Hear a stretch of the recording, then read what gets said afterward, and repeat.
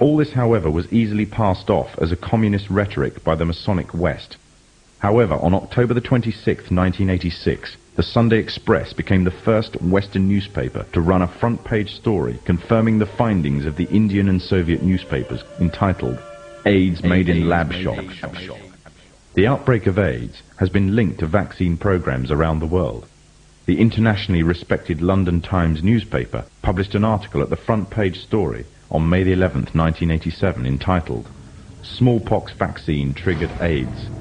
The article establishes a direct correlation between the smallpox vaccine administered by the World Health Organization to an estimated 50 to 70 million people in different Central African countries and the subsequent outbreaks of AIDS in those regions.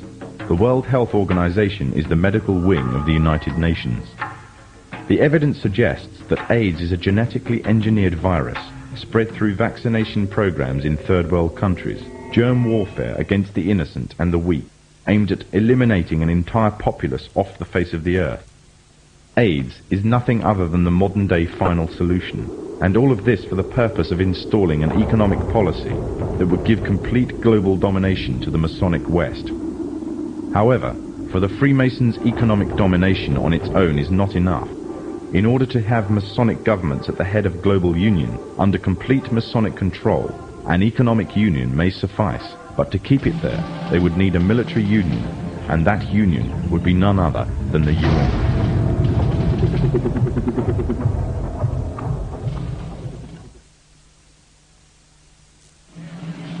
The United Nations is a general assembly of the majority of the nations of the world.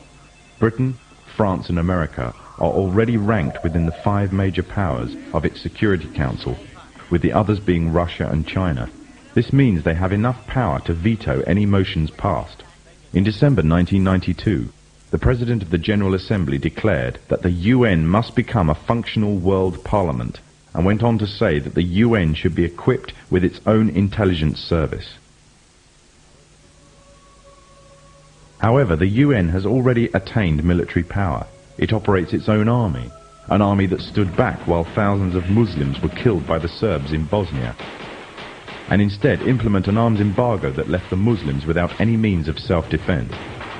When UN soldiers were sent to wage war against General Mohammed Farah Aidid during the months between June and October 1993, American helicopters fired on hospitals, houses and civilian crowds, killing hundreds of unarmed people. After an attack in which 71 died, the head of the UN mission, Admiral Jonathan Howe, said, "We knew what we were hitting. It was well planned." This was a clear breach of the Geneva Convention, but when the US military attorney was confronted on these points, his reply was that the Geneva Convention did not apply to the UN forces on the technicality that the UN is not the signatory to the convention. In other words, UN troops were free to commit any war crimes or atrocities they wanted and were above any law.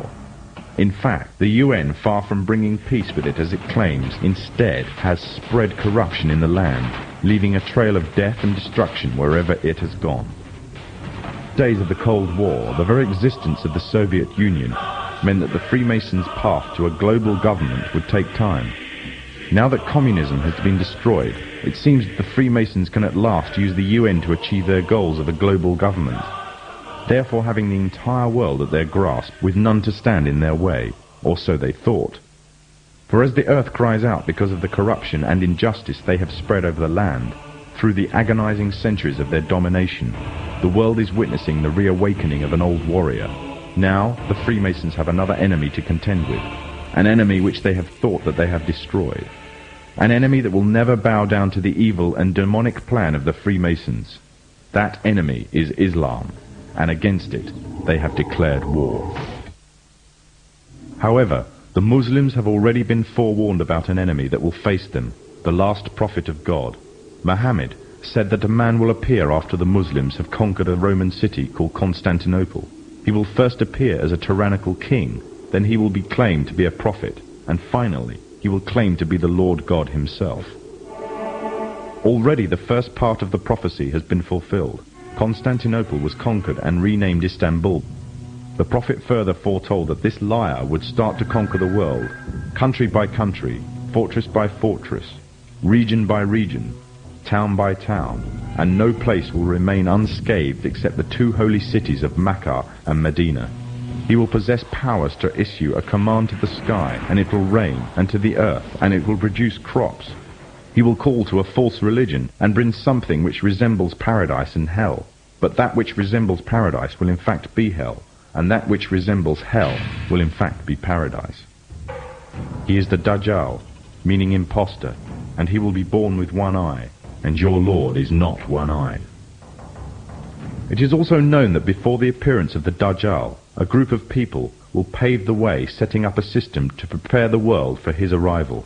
In other words, these forerunner to the Dajjal and their system will bear all the characteristics of the Dajjal, and he will be the final embodiment of these in human form. The forerunners to the Dajjal are none other than the Freemasons. The one eye is one of the ways to recognize the Dajjal. The one eye is the symbol of the Freemasons. It is part of their beliefs and is taken from ancient Egyptian mythology. In their ideology, it represents the supreme being, sometimes referred to as the great architect of the universe. The scholars of Islam say that the similitude of the Dajjal is that of the Pharaoh who tarried with the prophet Moses. The Pharaoh was a tyrannical leader who elevated himself in status and declared himself to be God. He used magicians to create illusions and fool the people, and oppressed all who did not conform to his false religion. Today the Freemasons weave another kind of magic. The illusions they create take the form of hidden or openly propagated messages in films, televisions, cartoons, music, and all the other cogs in their well-oiled media machine. And this same media machine has continuously been put into action to slander and destroy the character of Islam, following another trait of the Dajjal, who goes further and slanders God directly. The Dajjal is an oppressor to all who do not follow him. He will have powers to increase the land harvest or destroy it, depending whether the people follow him.